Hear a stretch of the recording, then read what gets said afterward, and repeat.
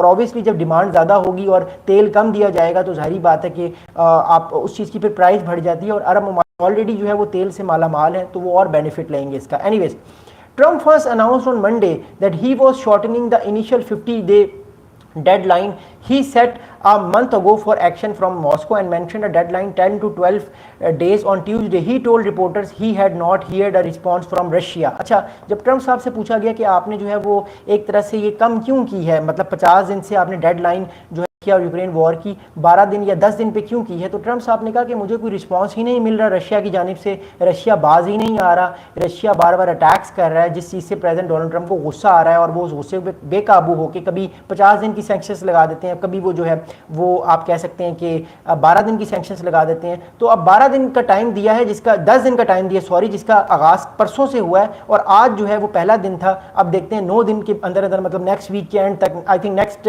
Friday तक जो है वो सैंक्शंस का टाइम हो जाएगा। फिर देखते हैं डोनाल्ड ट्रंप साहब क्या बात करते हैं। अगर फिर भी रशिया ना आया तो मैं आपको यकीन से कहता हूं कि ये सैंक्शंस जो है वो अमेरिका लगा देगा। प्रेसिडेंट डोनाल्ड ट्रंप इस बात पे ब्लफ नहीं कर रहे। एनीवेज, आगे जो डोनाल्ड ट्रंप साहब वो कहते हैं कि I am not worried about the potential impact of Russian sanctions on the oil market और prices vowing to boost domestic oil production to offset any impact. यानी कहने का मतलब है डोनाल्ड ट्रंप साहब ने कहा है कि मुझे कोई परवाह नहीं है, मैं परेशान नहीं हूँ इस चीज़ पे कि अगर खुदा ना ख्वास्ता अगर रशिया पे जो है वो किसी तरह की सैंक्शंस लगती हैं तो ग्लोबल ऑयल प्राइसेस पे इफेक्ट पड़ेगा। अब एक चीज़ याद रखिएगा, अगर रशिया पे सैंक्शंस लगती हैं तो जो ऑयल की जो एक तरह से डिमांड है वो फ़ौरन डायरेक्ट हो जाएगी अरब कंट्रीज़ की तरफ, अमेरिका की तरफ। देखिए, अमेरिका को ऑयल का कोई मसला नहीं है क्योंकि अमेरिका ने 1973 में जब अरब ममालिक ने जो है वो ऑयल की एक्सपोर्ट्स को फिर कुछ वक्त के लिए रोक दिया था 1973 की इसराइल और अरब वॉर में, उस वक्त से अमेरिका को ये रियलाइज़ हो गया कि हमने अपनी जो ऑयल डिपेंडेंस है वो अरब ममालिक से ख़त्म करके खुद पे करनी है। तो इस टाइम दुनिया के सबसे बड़े जो ऑयल के रिजर्व्स हैं वो अरब ममालिक के पास नहीं है, वो अमेरिका के पास है।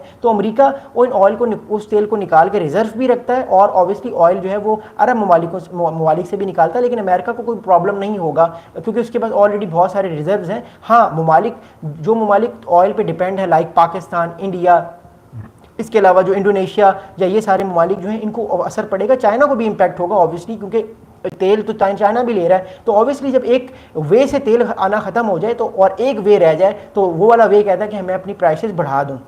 हो सकता है कि आने वाले दिनों में 3-4 दिन में तेल की प्राइसेस बढ़ जाए, जिसका इम्पैक्ट आपको होगा, मुझ पे होगा, हम जैसे जो लोग होते हैं हम लोगों पे होगा, because we are the basic normal, जो है वो पब्लिक हैं, जनरल पब्लिक हैं। तो हम पे आने वाले दिनों में ऑयल की प्राइसेस बढ़ेंगी, पेट्रोल की प्राइसेस आने वाले दिनों में बढ़ सकती हैं।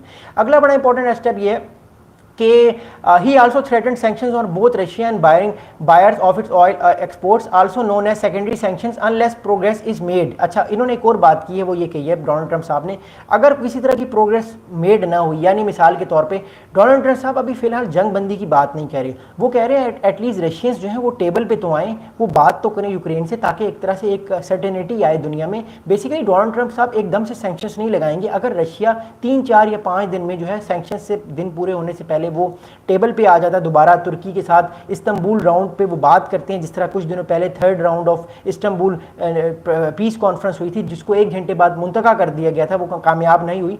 अगर कोई इस तरह की चौथी पीस कॉन्फ्रेंस होती है और रशिया आमादा होता है कि वो एटलीस्ट बात करेगा, तो हो सकता है प्रेसिडेंट डोनाल्ड ट्रंप इससे जो सीज फायर वाला जो इन्होंने डेडलाइन दी है इसको 20 या 25 दिन और कर दें, बिकॉज ऑब्वियसली अगर डोनाल्ड ट्रंप साहब रशिया को हर्ट करेंगे तो अमेरिका को जो सबसे बड़ा एलाय है रीजन में वो इंडिया है, इंडिया को फर्क पड़ेगा। और अगर इंडिया इंपैक्ट होगा तो ऑब्वियसली डोनाल्ड ट्रंप साहब की जो एक उनके साथ रिलेशन है वो ऑलरेडी बड़ा टेंशन में है, वो ऑलरेडी बड़ा स्ट्रेस में है, वो और ज़्यादा स्ट्रेस में चला जाएगा। तो ये बहुत बड़ी इंपॉर्टेंट चीज़ है। अच्छा, भारत मूविंग फॉरवर्ड, आगे वो जो रशिया की जानिब से रिस्पांस आ रहा है वो रिस्पांस जो है वो एक तरह से बड़ा कैजुअल है। रशियंस जो है वो एक तरह से आप कह सकते हैं कि डोनाल्ड ट्रंप साहब की जो डेडलाइन है इसको उस तरह सीरियस नहीं ले रहे। अब Dmitry Medvedev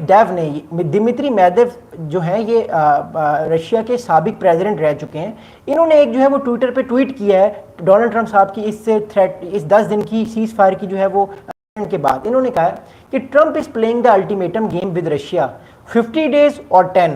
He should remember 2 things. Russia isn't Israel or even Iran.